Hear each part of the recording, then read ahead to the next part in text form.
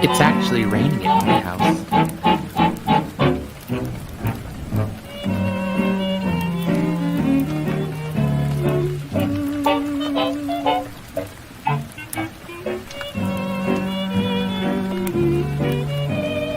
It always rains in your house, Troy.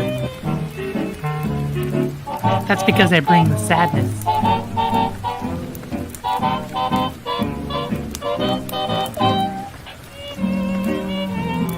You bring something.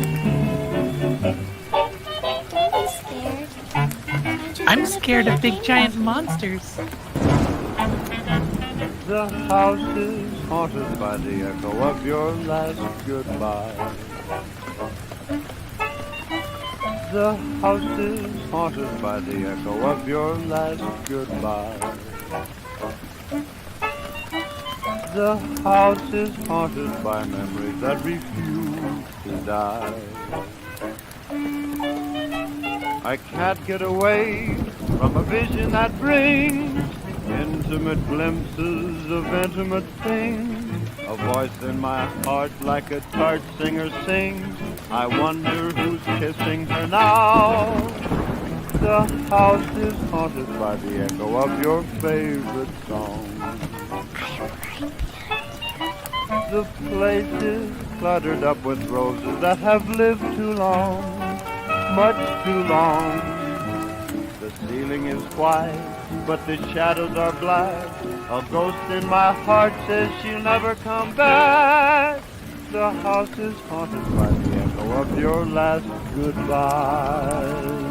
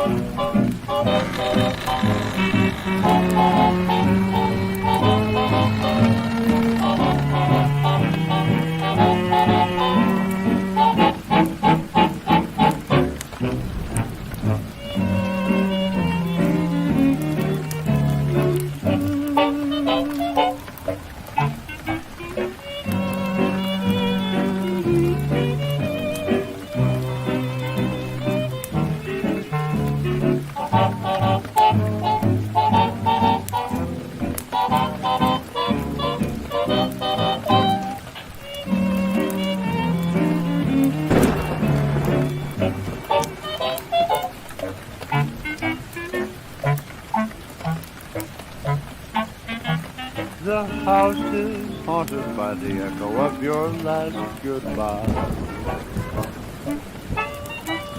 The house is haunted by the echo of your last goodbye.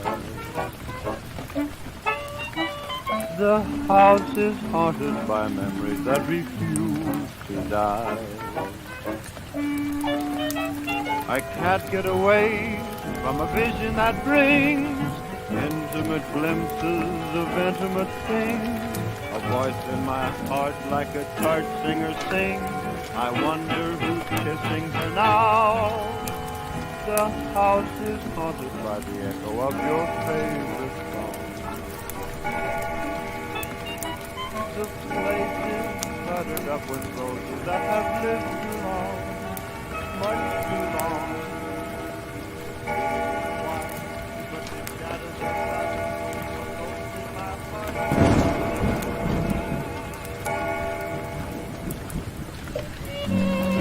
Good evening and welcome to the Haunt Hour with your host Dan Doble Susie Fleesick, and Troy Crivello. Join us tonight as we talk about all things haunting and Halloween during the Haunt Hour.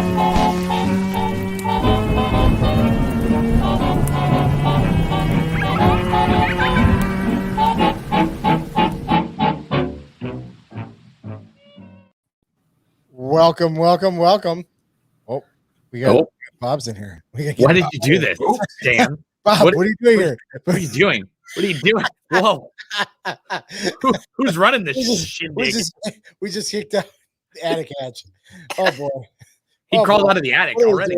You know what? I think I'm gonna blame Susie just because she's not here. Yeah, I agree. Only gonna blame Susie. Anyway, welcome everybody to the second to the last Haunt Hour. Second to last. We're nearing the end of the season, and yes, we will be back for next season. But we got to take some time off because October is here. Yeah, it's almost here, and we're going to be enjoying Halloween at that point in time. So, my name is Dan. I'm here with Troy. We're going to talk to Bob Kowal, who is a gigantic monster maker. And I can't wait. I just can't wait to talk to this guy about what he has created over the last 7 years. I don't know. I think he's been creating since he was probably a wee little lad, but it's made it to the interwebs for a lot longer, or not as long, but you know what I'm saying. Anyway. And just he's gonna completely deny this, so when he does, you'll know that it's not true, and he's actually gonna do it. But next year, he is gonna make a giant unicorn. So I mean, yes, I would deny breaking news. I would deny it too.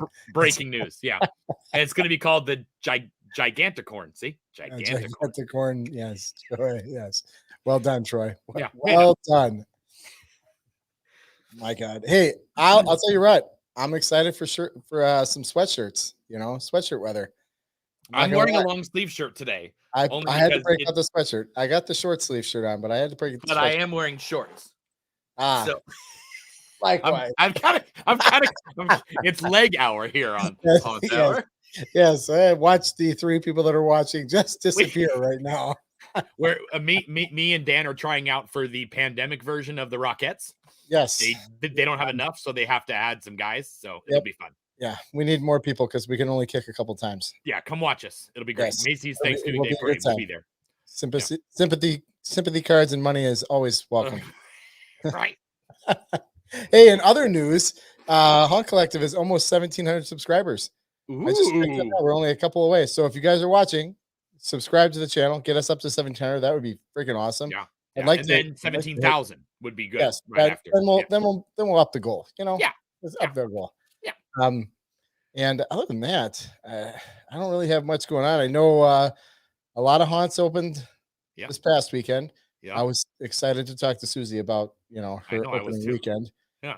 I really haven't talked to many pro haunters recently. And Susie, if you're listening, I'm going to guilt you into the fact that you did not show up tonight with your computer problems. And this was the one episode she wanted to be on because I know. She's like, oh my God. Yeah. It's the Bob episode, And so, yeah. Anyway, what's going on in the news there, Troy? Well, I will do the news that Susie was going to do. I'm sure by now everybody's heard about the unfortunate incident at the Ohio Haunt. And it's, we don't need to really, dwell on it. The fact is that, an idiot actor decided to bring a real knife into a haunt as an actor, and a 11-year-old boy decided to egg him on and say it wasn't a real knife, and he played a little bit of in between the toes and nicked one of the toes, and the kid got a band-aid and ran through the rest of the haunt, probably peeing his pants several more times. But the fallout from it has begun just like the last several years with the shooting last year, and chainsaw guy kills people, and if you only read headlines, you're only going to get 1% of the story. So I know pretty much. I mean, it reached my neck of the woods out here in Oregon, and it was in Ohio. So and it was just my little local news. So it but it is not indicative of haunted houses by any means. Most haunted houses, if not all of them, pride themselves on their safety. So if you are not a haunted house person like we all are, know the ins and outs of them and know that this is unacceptable. And as Susie told me in her chat, she would have killed the actor who did that. Now, obviously, we don't condone killing unless you're using the skeleton, But so I have a question. Do you yeah. know like who leaked this out? Was it the parents? Like, are the parents upset about this, or is it just somebody that leaked it out into somebody else or and the news? I have a feeling that it was probably the parents. In the news stories that I've read, it doesn't say how the information got out. I'm sure somebody, with nowadays with news organizations getting their news from Twitter before actual people, I'm sure one of them saw it on Twitter or on Facebook or Instagram and contacted and went from there. But if you read the actual stories on some of the news websites, it's like there's more ads and crap pictures on there than there is the actual story because there's not much to it. And of course they say accidentally stab. And like we discussed earlier, it's kind of hard to accidentally stab somebody because you accidentally nicked him. But he definitely was not a good actor. And I have a feeling that he is no longer there. Yeah, definitely not something that would be, even if it was an accident, be allowed back into a haunt. I'm sorry. No. You made that kind of accident. There has to be some sort of repercussion just to make sure that, the haunt itself looks like they're doing the right thing. So right. And now he's going to be made an example of and stuff like that. But the problem is the headline hurts the industry. And that's what's happened almost every year. There's been one person, this serial killer went through a haunted house and killed a bunch of people, and it never happens. But then the news runs with it, even though it didn't happen. So there was some kid eating cereal. Yeah, right. So the moral of the story is always read the entire article. Mm-hmm. Definitely. But yeah, so hopefully that's the end of that this season, and everybody else has great seasons. I know 99.9,000% of other haunts do not have issues like that. So you are safe to go to haunted houses. Definitely not something that happens on a routine basis. And if you don't go to haunted houses, I will come to your house and stab you in between the toes with a Bowie knife until you go. I'll stab you in between the toes. Mm-hmm. I have lots of airline miles, so I'm ready to go. Test me. I'll do it. All right. I've been waiting. I've been provoking you for I don't know how many years to come out here and have you between the toes. I only know about 49 states, and Wisconsin's not one of them. So, so I mean, whatever. Yeah, whatever. That's fine. We got a bunch of haunts here. Whenever you're ready. You also have the Green Bay Packers there. So, yep. Oh, how'd the Bears do this weekend? Hey, well, we're not going to talk about the Bears right now. Okay. We tried a new scheme. We tried a running quarterback, and how'd that work out for you? Just like every other one. His leg kind of hurt a little bit. He was on the ground a little bit, but that's okay. Anyway, Troy, how's your home hunt stuff coming? I have a fence up. Well, that's good. Yes, and I went camping last weekend, so I didn't do anything. But I have a bucket of finials that need to go on the fence, and I have many other items in the backyard and all kinds of stuff to put up and create, and all my neighbors are itching for it. So I'm excited. I thought I've been tossing it around because I have a whole haunted house sitting in my garage, and I'm like, I think you should do something, Dan. Well, it's funny because I'll put my decorations out front and stuff like that, but I seriously had no desire to do it until tonight, right after we got in and did an audio check and everything. I took the dogs out and I'm sitting on the back deck. You can hear the rustling leaves. Mm-hmm. And then the dog's like looking at me. I'm like, ooh, there's a chill. I need to go grab my sweatshirt. Uh-huh. I think I need to build a haunted house. I think you do, Dan. So I don't know. We'll see. I've got a lot of time. It's all already pre-made. I just have to stand it up and screw it together. So we'll see. We'll see what happens. Yeah. Anyway, any other news? Anything else exciting happening? I don't think so. I think that just get out there and Todd definitely watching. Todd, I there's couldn't a believe time. it popped up. It popped up on the side screen over here, and saw you stop talking. Mhm, And yeah. she read. You know, Todd knows how to push those Oh, buttons, God. and Awesome. he picks the greatest times to just, Yes, put in the does. zingers. I like that. I like Does. that. Yeah. Thank you, Todd. Yeah. Thank you Yeah. very much. Yeah. Looks like Todd's getting the first visit. Yeah. Stabby, stabby, Between the toes. stabby, stab. Oh, that means I got to go to Wisconsin. Damn it. See how that works? See how that works? I'm going to skip your house. Anyway, let's just jump right into this. We have got Bob Kowal, the Bob. attic hatch, the man who makes ginormous monsters, who lives in the Hey. Midwest. Okay, these are too silly. They're not. I just wanted to make a bit of a They're amazing. first silly impression. I got a bunch of these for everybody to wear when they come visit the house. So I want to do a group picture with everybody bugging out. They're awesome. I like them a lot. Yeah, where did I get these at? I think they're in Amazon. Amazon purchases are the best. Amazon.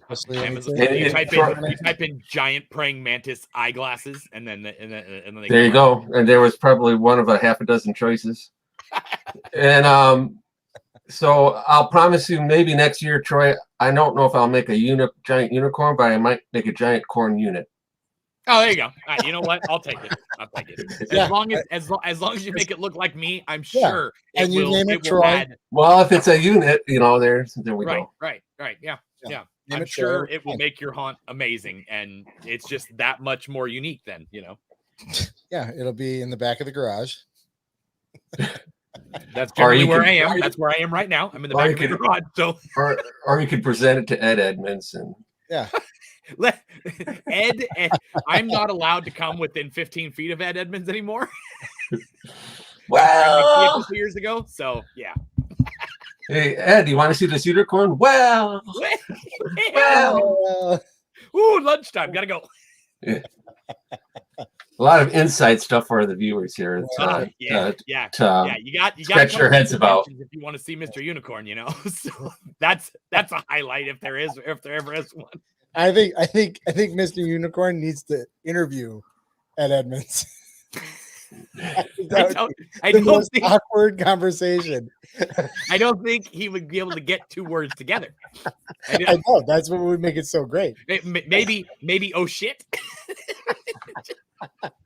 Oh no. Some other choice words that follow my the gosh. word you and Anyway, start with F. Anyway, enough about Troy. yes, Yeah. about Troy.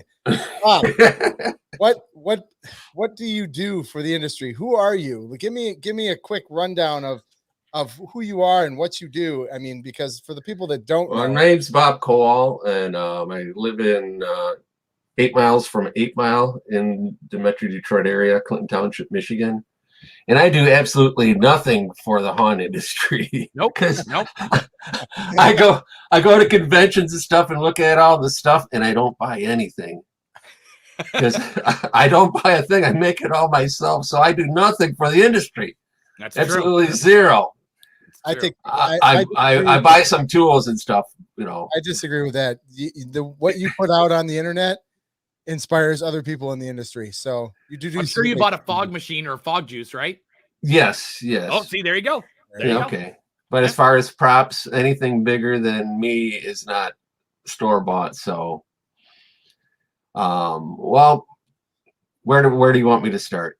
How long have you been doing this? Yeah. Start there. Well, I've been doing this kind of thing. It's a dozen years now. I started, like everybody else. Actually, my first pro haunt was in like 2nd or 3rd grade. Me and my the girls across the street, we made a spook house in my basement. We made handmade flyers, and we went door to door and asked people if they wanted to go to the spook house, and we charge them a nickel to go between these sheets where we poke at them and stuff. So that was my. Now this I don't charge anything for. What we're looking at here. So a dozen years ago, I just put in lawn seed, and it's a constant struggle with my front lawn grass. So I wanted to do something on the roof to avoid damaging the grass. And I had to have that extra roofing material, and I don't know, I just came up with the idea for the spider to come breaking out of the garage.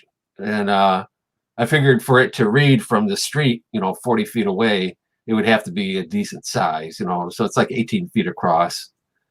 And that's kind of how it started. Then the years that followed, I made these pretty elementary other spiders, smaller ones out of like Michael's pumpkins and pipe, 9-gauge wire, which is still my number one go-to construction material. And they were really elementary, and it just kind of went from there. Then I called it Spiderween for a while, and then I made the bat on that used to hover over the roof. I had an 18-foot wide bat, and I just make these declarations. I'm going to make it come up with an arbitrary length, 18-foot wide bat, hover over the house, and figure out how to do it. I just like challenging myself. And then from there, it kind of went to what came after that. Then I did the rat in the window, and then what was next? The next was the snake. And after I did the 50-foot snake, is when I finally got online. That was like 3-4 years later. So I was totally in the bubble up until like 6 years ago. And then I got on Halloween forum. Yep. And started sharing stuff there. And then I entered my first like contest, the Dead with Dave, with the praying mantis thing. Oh yeah. Then it kind of went from there. Went on Haunters Hangout, shared a couple of things with Jose Diablo, who doesn't live too far from me. And I said, hey, I make stuff. You want to do something together? And he invited me on that show right away, and then kind of went down the rabbit hole from there. Yeah.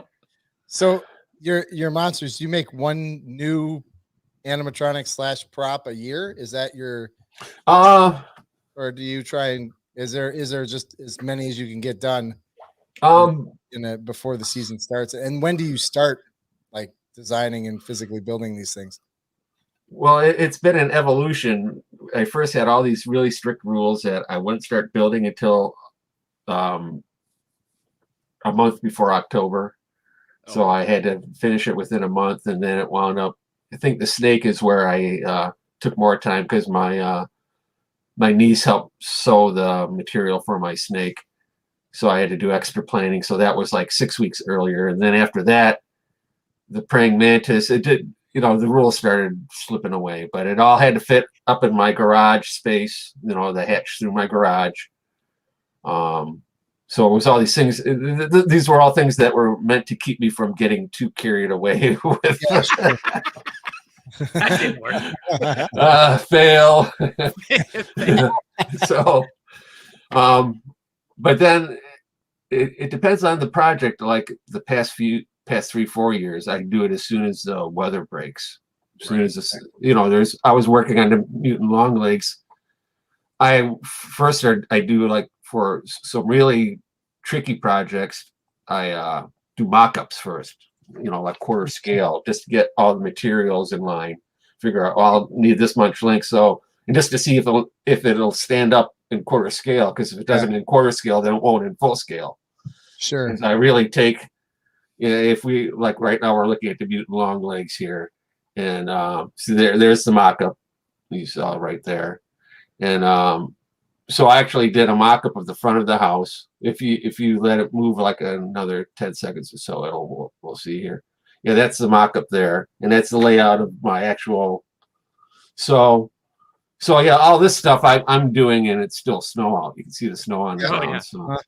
So that year was kind of crazy. That year I did the praying mantis, and I did the guard tower. And what else did I do? I switched over to LEDs, and I made like 3 or 4 of those pest control guys, and that was a pretty crazy year.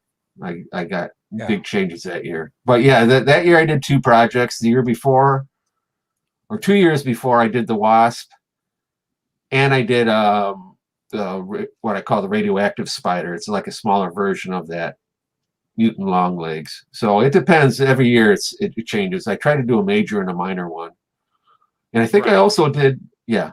So, but like this year, it's just the one, and it took a lot longer than I was planning. And so this one this year.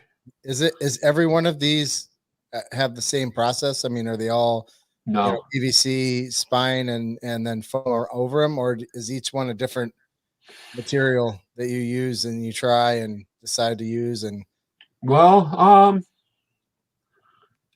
how many are PVC actual PVC structure at this point?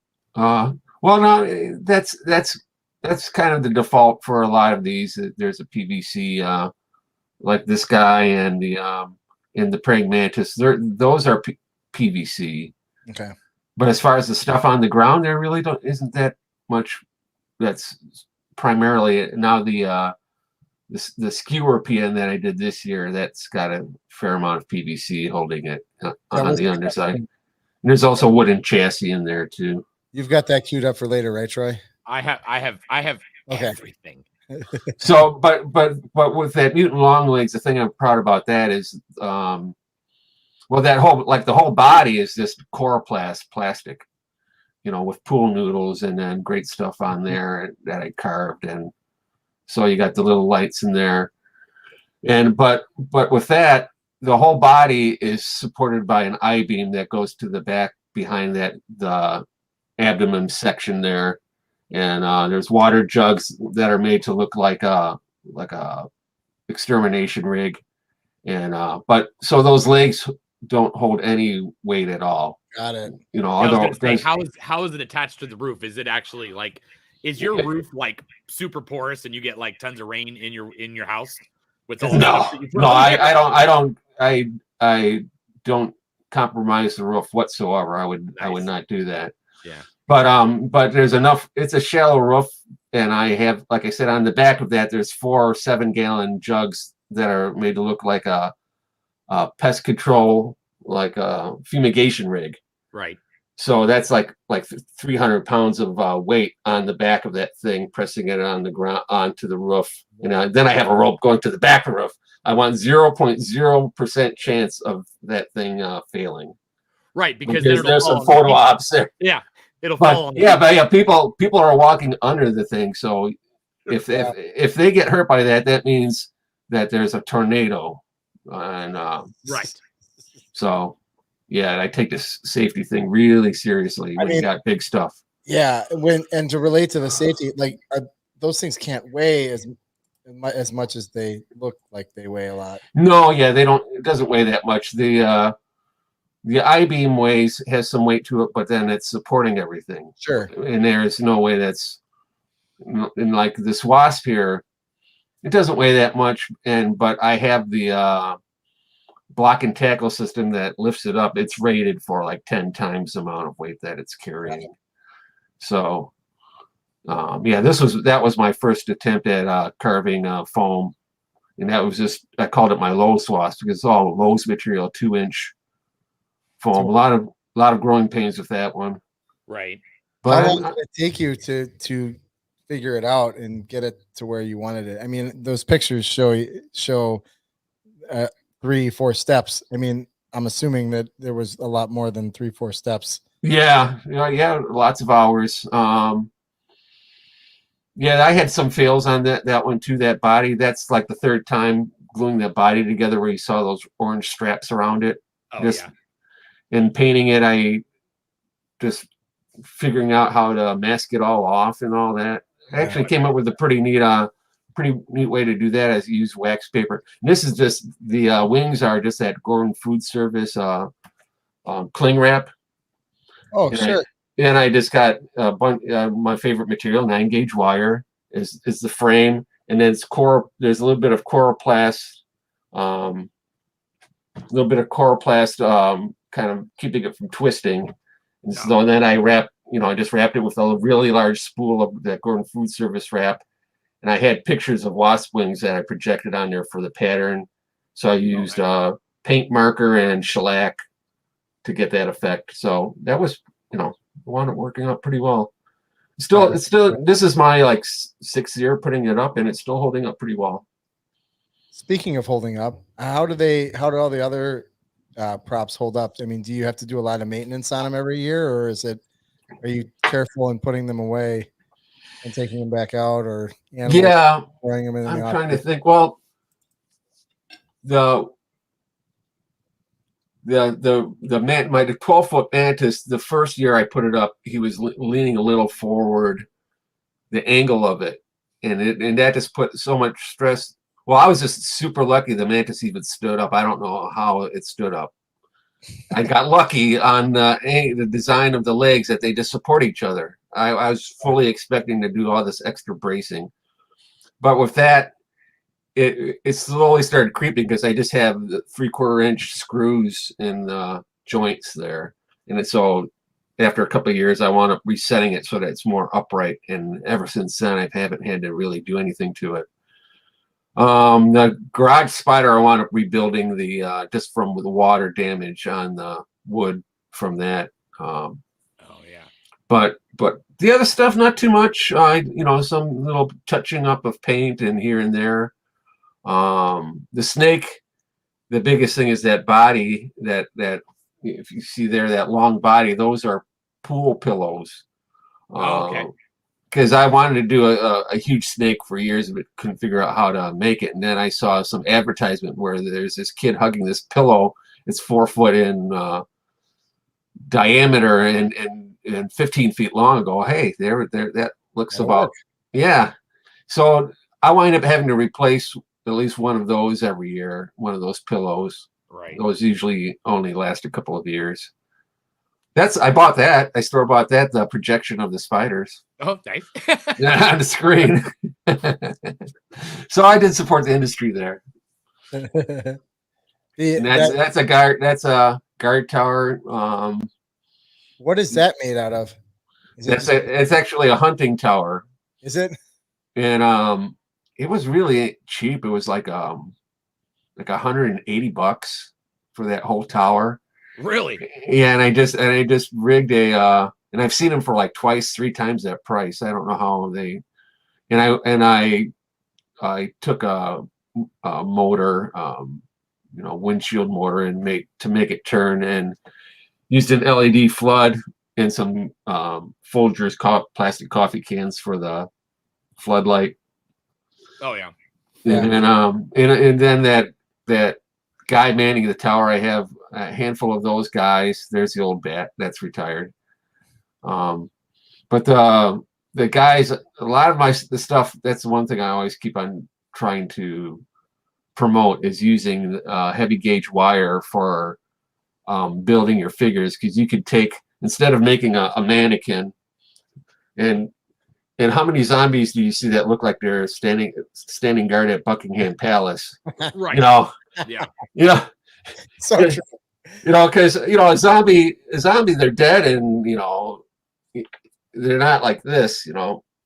So the idea is to make things look organic and hunting, and with art, you basically kind of do like a police chalk line of the figure, whatever it is. You just do your outline with that wire, and you cinch it at certain points. I do have I show how to do that on my artist page. So, but anyhow, what you could do is you can make a figure that weighs less than 5 pounds, and you can hang it and have it spring and stuff, and have it hunch and do this and that. And it looks a lot more, like I said, a lot more organic than taking a mannequin or something like that. And I use that for the spiders. A lot of the spider legs are the legs are supported with those. The wasp legs are supported with those. That 9-gauge wire. I use it a lot. Do you have a artistic background? I before you did this, or is this just one of those things you? I would say I was a extremely low level prodigy, where I was drawing dinosaurs and stuff when I was 3. Okay. But and I studied formally a little bit, and but I got into music right out of when I got in high school. That kind of went aside, and I was pursuing music for about a decade and a half. Holy crap, those are amazing. Go back, Troy. Well, oh, you mean the drawings of that. Oh yeah, that for when I did if we want to talk a little bit about the Mega Gorilla, which I did last year.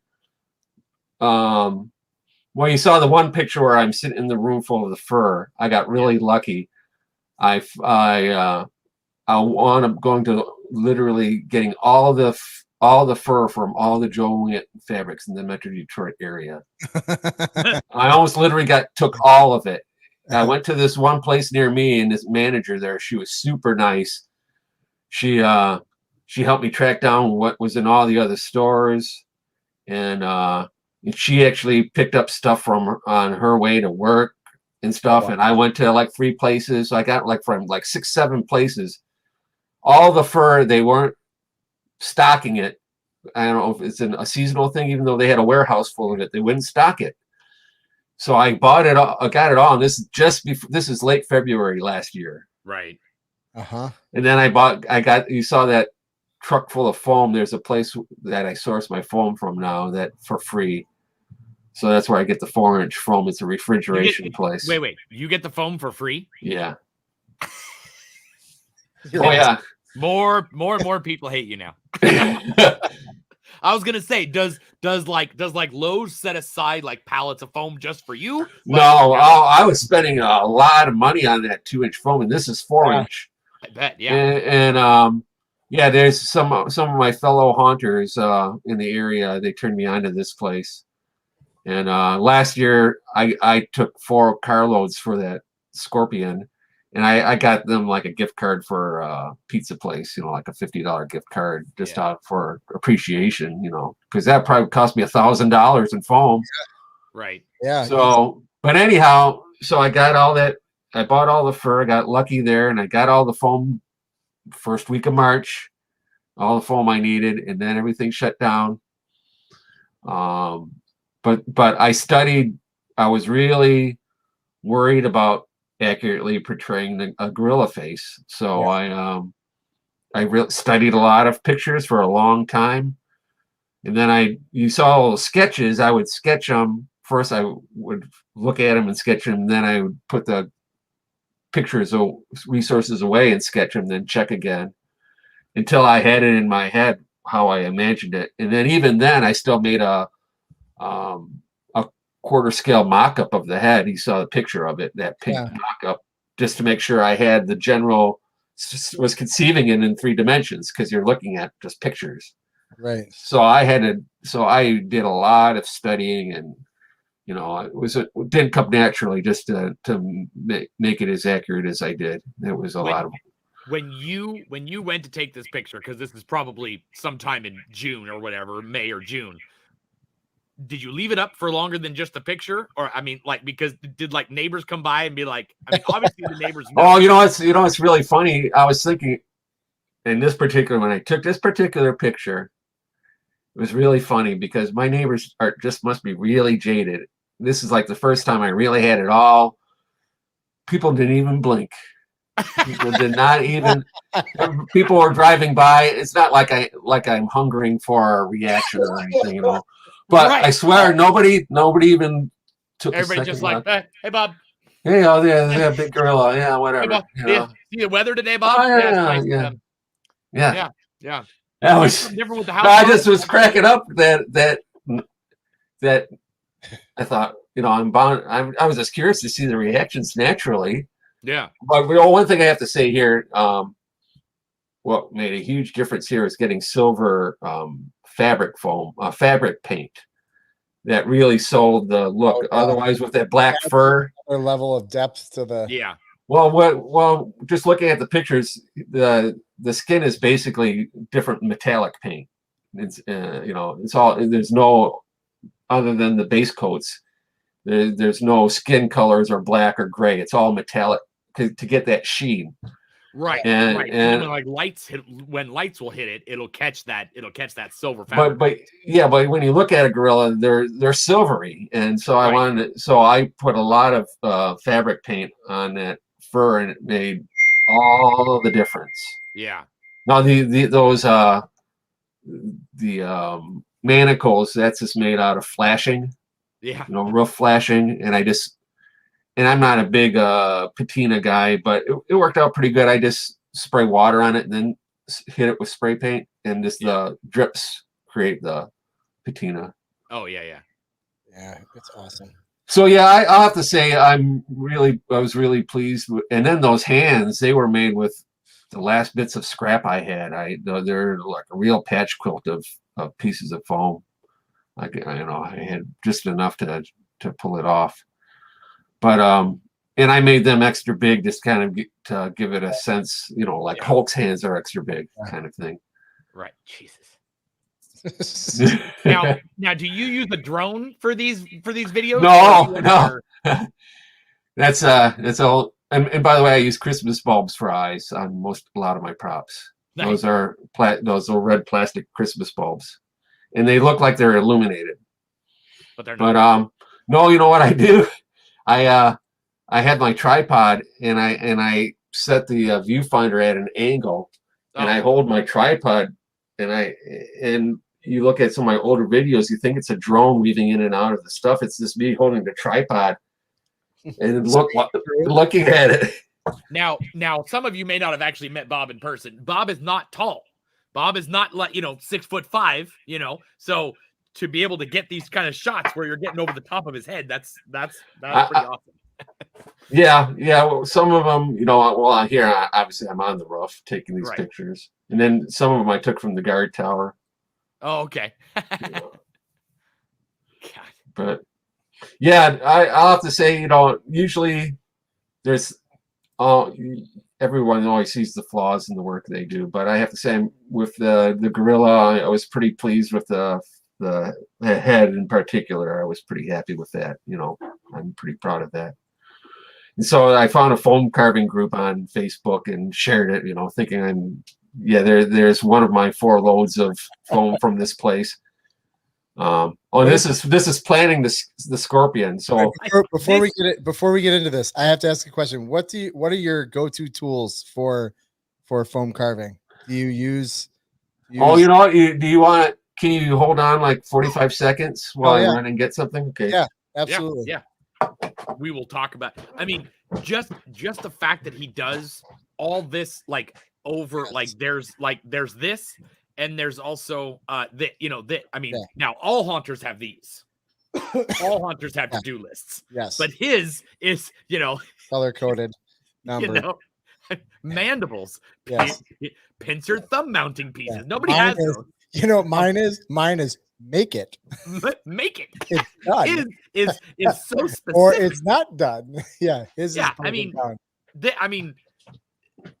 He doesn't even have it built yet, and he's already got stuff measured out, Okay. So for a lot of the main carving, I use hot wire foam factory stuff, the hot knife and stuff. I have a good relationship with them, and but most of that, once I get down to 45-degree angles, almost everything is done with this. That's a horse curry comb. Mm-hmm. Someone on Haunter's Hangout turned me on to this. And they use it, I guess, for horses' manes, I would think. Yeah. To pull hair out, or to brush their manes, but on one side it's got where are we? One side it's got longer teeth, and on the other side it's shorter. There's a spring on there, you can flip it around. But it's basically like a bunch of saw blades in circles. And interesting. So I go through, like, I have some of them where eventually the blades, I wear the blade, break this here, wears out after a while, just from all the carving at it. But you could take down a lot of stuff pretty quickly with it, and you could get really versatile. You could get pretty detailed. The scorpion, basically, it's mostly this, and once I get to a certain level, then I use like a drywall sander, and then like a 60 grit a 60 grip foam sponge. That's about it. Oh wow. But this I would recommend anybody who's working with foam, no matter what kind of foam they're using. This thing is awesome. I couldn't live without it at this point. Interesting. I never would have thought to use that. Yeah, like I said, someone at Hunter's Hangout turned it on. Anyhow, I was going to say, so I was pretty proud of my project. I went on the foam carving group. Mm-hmm. And of course, there's somebody on there from Malaysia who's making a 40-foot tall King Kong, full King Kong, arms, body, everything. I go on the guy's profile page. He looks like a Malaysian Fabio. And he's like riding, he's got his wind-blown hair, and he's riding one of his sculpted crocodiles that's 40 feet long. And then so it's always, there's always someone else out there who makes it look, puts in your, keeps you humble. I definitely want to get the fan out and have you hop on the mantis. but yeah, so I went on that foam carving. That's, if anybody needs inspiration, that's a group I suggest seeing, because there's just amazing stuff on there. It's next level. What's it called? Just a foam carving. Facebook foam carving. Yeah. I invited a lot of people I know who do that kind of stuff on there. So there's a lot of people on there now. But yeah, just amazing. Get a lot of pros, Hollywood pros on there and stuff. Interesting. Yeah. Is it this one right here? Yes. Okay. So just type in foam carving and you'll come up with this. Yeah, we'll put a link in the description of the video. Yeah, it's just, if you're not into foam carving, just the ideas, it's just amazing work in there. Oh yeah, look at that shit. Yeah, excuse my language, but wow, is that cool? That's cool. That's badass. Yeah, it is amazing. Oh, here you go. Yeah, so there's the guy you were talking about. Oh my god. No, that's someone else. That's a smaller one. Oh, okay. No, yeah, I don't think that's him. That's Gideon. Or you got. Oh, is that? Oh, that one's. Oh, that might be I think that's him. Yep, Gideon. Damn Gideon. Damn you, Gideon. Make me feel less than. There's some bullshit going on here. I don't know what's going on here. Anyway, so let's talk about the gigantic new prop. Okay, well, this is what you're looking at here on the left side. Those represent all the sheets of foam that fit in my car that I got. I did 4 trips from that foam. I documented the dimensions of all the pieces, so that I could figure out how to maximize the material. I didn't want to just start willy-nilly figuring out, well, this is a big piece for this, I'll use that. So you see on the left there are all the sheets, and so then you see on the right I had basically, and this was done 1-to-1 scale on my Corel Draw program. Okay. So I in general figured out, I did some plans of the Scorpion, so I basically figured out what pieces could fit to use for what parts of the Scorpion. So I assigned letters, as you see there, of the Scorpion. Yeah. And that's how, and then, so once I did all that, I marked all of the, I did all the designations on those, and then, went from there, once I got everything put aside. So you made this after you got the pieces of foam or before you got the pieces? No, I had to get the foam, and then I inventoried all the foam, all the pieces. So they just give so it's like a spreadsheet. And it's not like you're not requesting certain sizes and stuff. They're just you take whatever scraps they have, and they had some generous.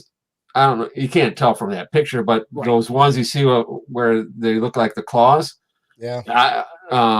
Those were huge pieces, like 60 by 40 inches. Oh wow. So yeah, they had some pretty big scraps, and that's the initial glue up of the body, and you could see I'm standing among all the limb pieces. I use the Hot Wire Foam Factory. It's a routing sled, Yeah. And so I'm making all the channels for the PVC before I glue them together. And they're all labeled, so then I know which pieces go with which. Right. So, and then these are the forearms being glued together. And I'm using the Hot Wire Foam Factory Foam Fusion for a lot of this stuff. But there's other stuff you can use, like that Glidden Gripper primer is actually a pretty good, inexpensive adhesive. Okay. But it depends on if you need to worried about seeing the seam, or if you're going to cover it with coating, you could be a lot less careful, stuff like that. Right. Now, do you only work in the pink foam or the blue foam that they have, or do you use any of the white beaded foam at all? I've tried. I tried doing something with the white beaded foam before, and I spent more time cleaning up afterward than actually making it. I hate it. Hate it. There's people who work really well with it. I don't know how they do it, but I can't use it. I'll use it. I'll use it for if I cut it with something really sharp. I can make. I make like the rough core pieces, maybe for like those pest control guys. I might make the inside limb core pieces with those, where it doesn't have to look like anything. Yeah, there's a to-do list, and that was so figuring out even just where to put the stuff to hang to dry was a bit of a trick. So again, my 9-gauge wire saved me. I made a bunch of hangers. And do you buy that like by the barrel? That 9-gauge wire? Yeah. Well, for years I was getting they had it at Lowe's 50 feet for $10. But then they have galvanized version of it in the garden center, like 150 feet for $17. Oh wow! So that's what usually gets you pretty far. So the garden section's where it's at then, huh? Yeah. Okay. And then I use cable cutters to cut it. It's really difficult. Oh, okay. Yeah. But yeah, this was getting ready to. This is one of the last steps. Is just the paint, and here we are. Now this is a bummer. I told Troy about this earlier. This is the first time I've ever had paint run on me outside. That blue paint ran after the deluge we had last week. There are these run streaks on it. Really? So I'm curious to see what happens by the end of the year, by the end of the season, because I've used that kind of paint for other stuff and it's never run. So in an it's day glow. No, it's day glow, and I just use the compressor just as air gun. But yeah, you probably can't tell in any of these pictures, but the yellow and orange I've used on other stuff, and it hasn't run, and I've never needed to put any protective coat on anything before. So yeah, you can't really tell here, but there's like drip streaks and stuff on it. So and like you said, it'll be interesting to see what it does towards the end of the year, but also the fact that you'll be able to have you have there's probably plenty of people that come by at night and see it, or in the daytime that see it, but you'll have plenty of lights and fog and everything like that to hide it if it does. Yeah, but I'm not into hiding my work. Well, yeah, true. So we'll see what happens. I mean, it was very expensive. The paint, that was my biggest single cost for the project, was the paint, and it's reactive paint. So in using the blue LEDs, the blue LEDs now, it totally transformed my haunt using those with the reactive paint. And so I don't really, the scorpions, they actually are bioluminescent. Well, at least they are reactive. Where under black light, they glow blue like that. So, so I didn't make up that color on my own. Right. So it does get pretty vibrant at night, but so we'll see what happens. Worst case scenario, I'm going to have to repaint it next year, which would be a bummer, but. So all these massive monsters you have in your yard, are any of them animated? Yes and no. Like I know we were talking earlier about animation, and I see right in the picture, I see there's a little bit of a bracket and motor tree going on behind your head there. What we can talk about, this is the rat you see in the window. That's the back side of the rat right there. So it's just like wood is like sandwiched with another board in the front of the window, and there's I don't know if you can see it here. There's long bolts that come through the front into the back, and I have wig nuts that hold it up. So, and then that motor, it's a pretty simple mechanism. So I have that, and I do have other props where I had planned on making them motorized. So my cockroaches, their heads move, and I had the motorized tower, and some of them. I do have a video somewhere where I show my stuff in how the stuff reacts to high winds, because a lot of it, that was my way of mitigating the harsh weather, was to have it give in the wind. Like my snake gets pretty animated in the wind, so it's more kinetic sculpt, more of a kinetic motion. Got it. Than motorized. So that moves. The wasp kind of gets pretty active in the wind, and but I had a mechanism planned for the snake to make it lunge. But with a lot of my stuff, once I get it set up, there we are. You can see it moving there. Oh, so cool. That's a lot of wind. That's nuts. Yeah. Yeah, it's 50-mile-an-hour winds. So, but yeah, it's amazing. That bat, I'm I was pretty proud that I could make a bat hover above the roof in 50-mile-an-hour winds and have it not break. And flying off.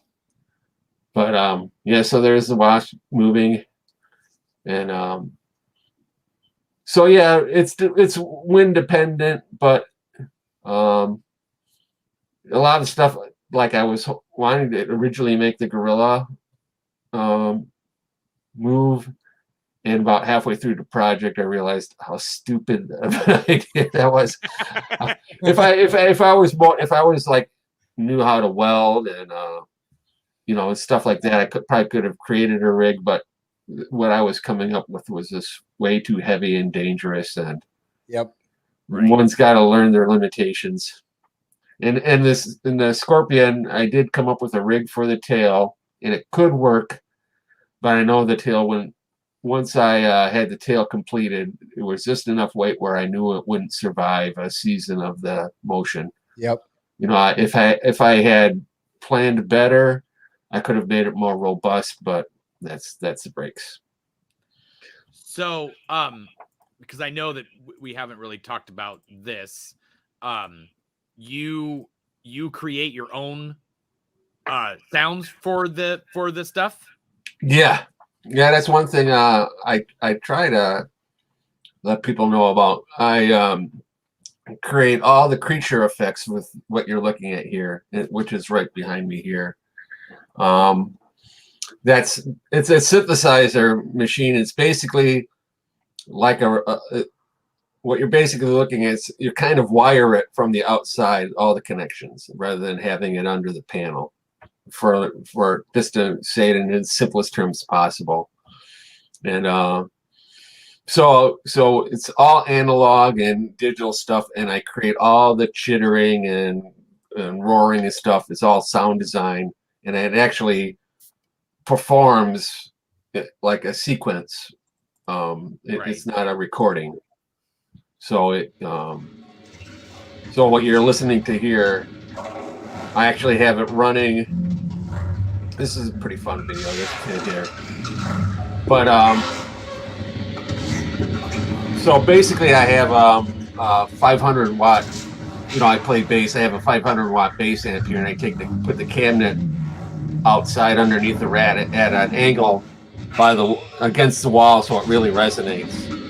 And so every year I make from scratch these creature sounds with all the synthesizer equipment there.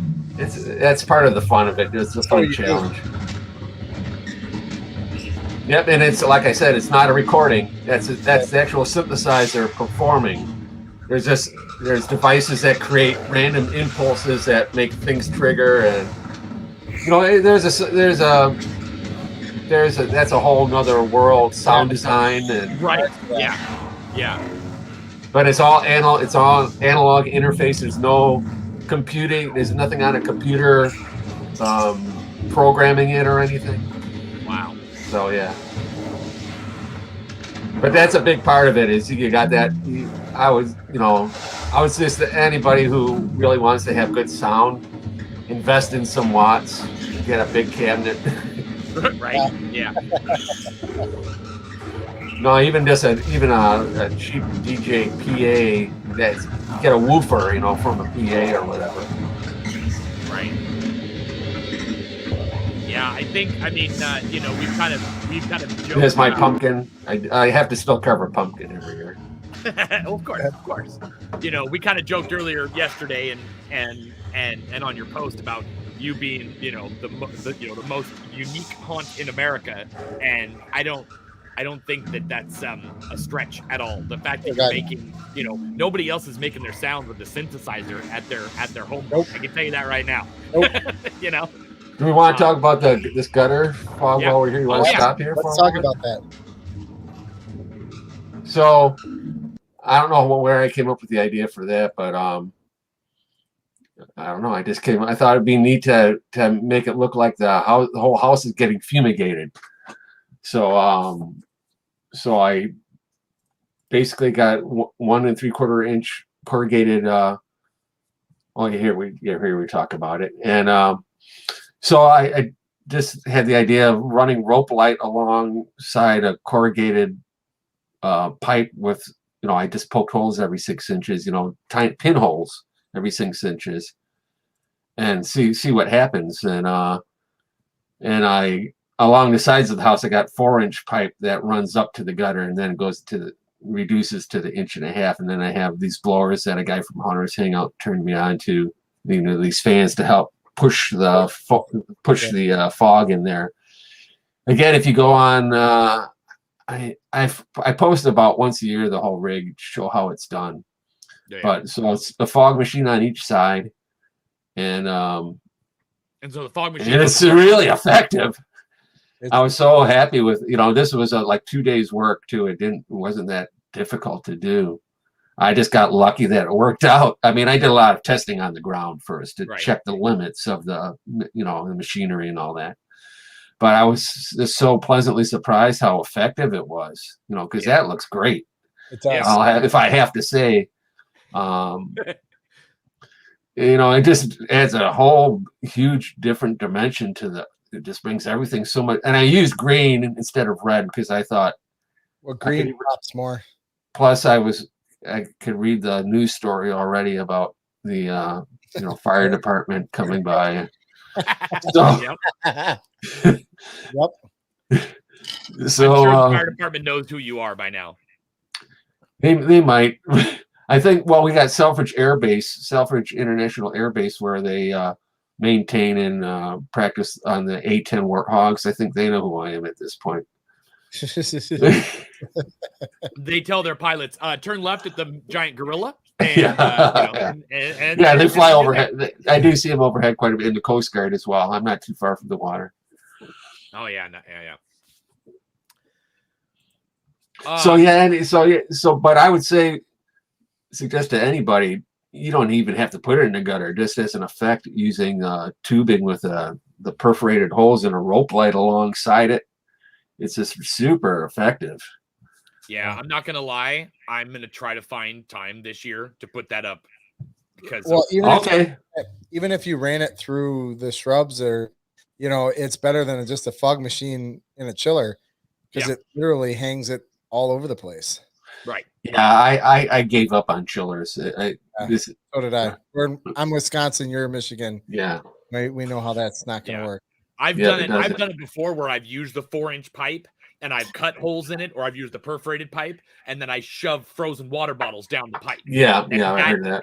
And that does work for about 2 hours of the night when the water has pretty much melted, and now it's not cold anymore. So you have to have a reserve of water, water bottles ready to go. But yeah, that's how I do the yard though. I run 4-inch pipe with holes in it through the yard and pump the fog into those. Yep. But, yep. I think I might add that to my ever growing list of things that I want to do. Just I can. Like I said, I know I have a picture. I think I have the very model of the fan to use and that kind of stuff. Oh, okay. Well, what I'm going to do in that light is that what I always try to do at the end of every episode is that tell people where to find you. So you have the Attic Hatch as the YouTube page. You can type that in and find it, and always make sure you subscribe.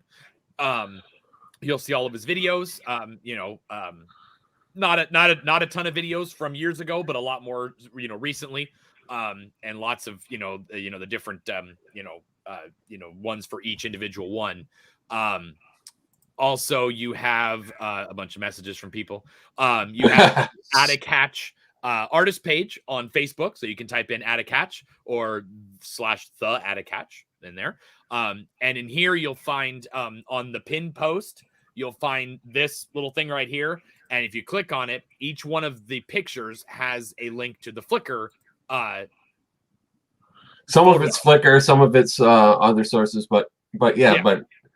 You get there's I don't have everything in there, but I got a decent amount of how-tos in there. And there's the 50-foot snake and stuff. Resource right there. Yeah. So, you can kind of, if you want to tackle this yourself, you can get on heaven help you. Well, yeah, you hear this is interesting. You can see the mock-up there I did for the mansions. The little one and the big one, yeah. And this is yeah. And then of course, if you want to be friends with Bob, more messages. You can I think he's at the limit of friends now, I think. No, I got I'm around where am I in 1,000 now? I think probably. Roughly. But make sure you definitely like the page. Like the artist page. He puts everything on there. As he goes along. Obviously all the update pictures and stuff like that. That's where I got a lot of the pictures from tonight and stuff. Showing him. He always does his guard tower picture every year.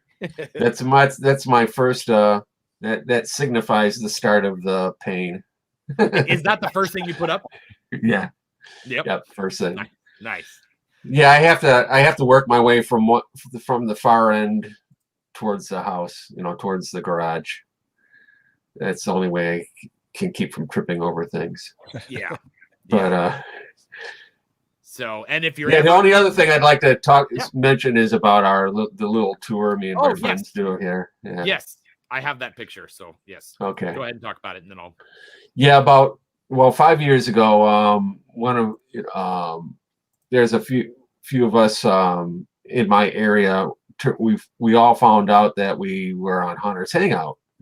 That we were all members of Hunters Hangout, and one of them, his name is David Bray. He has the Twisted Fears. He does amazing. At the time, he was still in high school, and we didn't know it.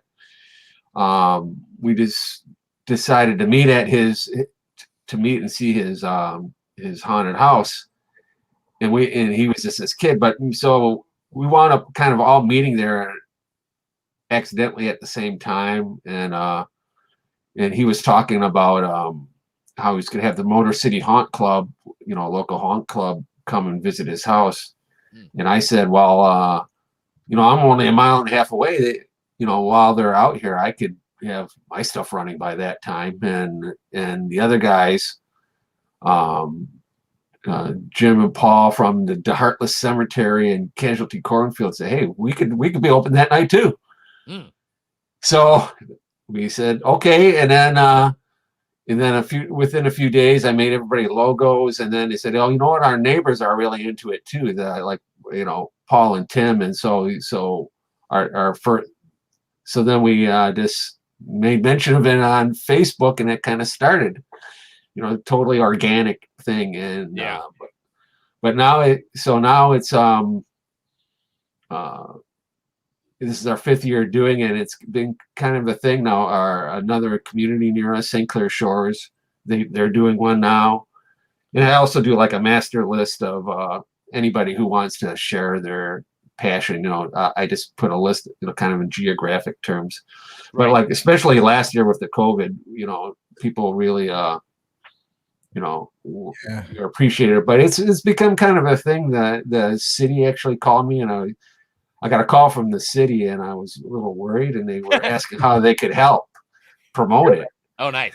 That's awesome. Yeah, and that was last week ago. I'm really kind of cross purposes this year, with the pandemic and all that. I said, I don't want to, I'm worried about crowds anyhow. I'm in good standing with my neighbors as it is, but so I'm always, it's kind of a dilemma. This is fun doing this community thing. So we enjoy this, and it's this fun. There's a lot of people that look forward to this now. So, and it's, I think it's kind of becoming a fixture around here. So that's cool. Nice. Yeah. And all these places, they're all really super cool in their own way. Right. Like this. Yeah. But, anyhow, that's good. That's good. So so you can look up, if you search neighbor haunt, we coined the phrase neighbor haunt. If you search it, we're the only thing that comes up. I saw that right there. See, neighbor haunt right there. Yep. And so if you're curious about it, it's a lot of fun. Before we go real quick, Rutherford Manor. So Hugh wanted to know what size holes you put in your. I'm assuming he means the pipe that goes through the yard, but maybe the pipe that goes in that. They're just little. They're like pinholes. I use one of those auger, leather auger, pokers. I just poke a little hole, and you can barely see it. Okay. It's a 1/16 of an inch max, and every 6 inches or so. And then Jennifer Luke, one of my friends here from locally in Oregon, I have a feeling she's watching back further from now, but sure. She wanted to know if you shape the PVC or if you're leaving it straight and then using obviously using connectors or anything. For the most part, I connect them and I screw the connections together. Okay. On the Mantis, I actually have a piece of metal pipe that runs up the spine to keep it from collapsing, the spine itself. But on the Mantis, for the tail, I heated those curves on the tail. I used a hot gun to deform the joint parts there. But for the most part, I keep it straight. On the Snake, it used to be straight. It's over the years. It's taken on a pretty hefty curve. Nice. Awesome. Well, thank you, Bob, for coming on tonight. Yeah, thanks for asking me on. Yeah. Hope you have a great Halloween season, and we can't wait to see everything in action and see what you come up with in years to come. So well, we'll see how many more years I got in me. It keeps getting bigger, and I keep getting older. And well, we appreciate everything you do. Yes. Well, thanks a lot. Yes. And then Troy, before we go, what do we got next week? Next week we will have Susie, hell or high water, I guess. And we're gonna comb her hair with a nice horse mane shedding removal tool that Bob's got there. Probably work with unicorns. Not that you mentioned it. Yeah, see, we can punish her with that thing. But next week we're gonna have just the three of us, and crossing fingers that I have enough time to do it here in the next couple days. We will probably have a highlights and lowlights of the last 24 episodes or 23 episodes, and we will do that as a video real fast and watch that for a bit, and then we'll talk about our own stuff. You want me to play us out? Yeah, play us out. Absolutely, Bob. All right. Okay, here we go. This is a real toe tapper.